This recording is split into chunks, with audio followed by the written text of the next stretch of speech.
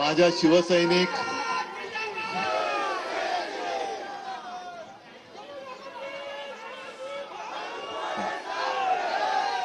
शिवसैनिक बांधवांनो, भगिनींनो आणि मातांनो, मी शिवसैनिक बांधवांनो, भगिनींनो आणि मातांनो म्हटल्यानंतर इकडे राष्ट्रवादीचे पण कार्यकर्ते उभे आहेत. ते बघा तिकडनं पण हात करतायत. काँग्रेसचे पण आहेत, आरपीआयचे आहेत, वंचितचे आहेत, आपचे आहेत. म्हणजे सर्व देशभक्त आता एकत्र झालेले आहेत.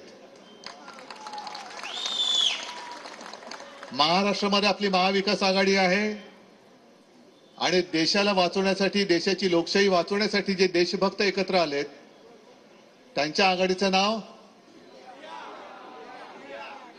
अरे जाऊ दे दिल्लीपर्यंत आवाज. हा, क्रिकेटच्या मॅचच्या वेळेला काय ओरडतो आपण? इंडिया. बरोबर ना? कारण भारत म्हणा, इंडिया म्हणा, हिंदुस्तान म्हणा, हा आपलाच आहे. आणि ह्या देशाला एक परंपरा आहे, संस्कृती आहे. हिंदुत्वाला सुद्धा एक परंपरा आहे. आपलं हिंदुत्व हे बेगडी नाहीये, ढोंगी नाहीये. आपण भारतीय जनता पक्षाला त्यांच्या ढोंगामुळे सोडलं, हिंदुत्व सोडलं नाही, हिंदुत्व सोडू शकत नाही.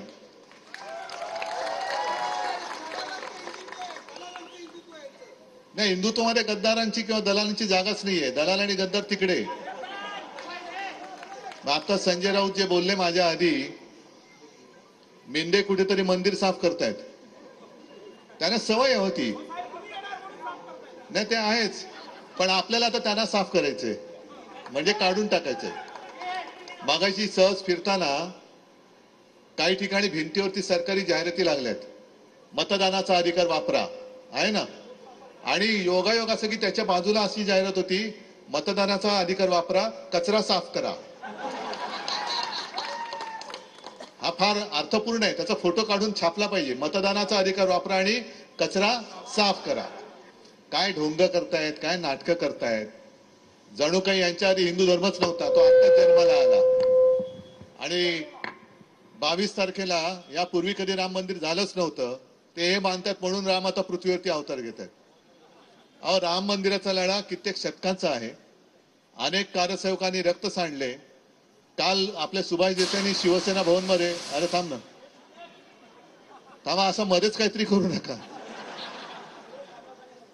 सुभाष देसाईंनी एक सहज जेवढे कारसेवक आपले शिवसेनेत तिकडे गेले होते अयोध्येला, त्यांना बोलवलं होतं. तर 40-50 कारसेवक काल शिवसेना भवन मध्ये आले होते. असे अनेक आहेत ज्यांचं या राम मंदिराच्या लढ्यात लालकृष्ण अडवाणीजी जरूर योगदान आहे, मुरली मनोहर जोशी जरूर योगदान आहे, अगदी अशोक सिंगल यांचं होतं. त्यावेळीचा तो एक जमाना होता. अटल बिहारींचा तो वाजपेयीजींचा तो भाजप होता, त्याच्याबरोबर शिवसेनेची युती होती.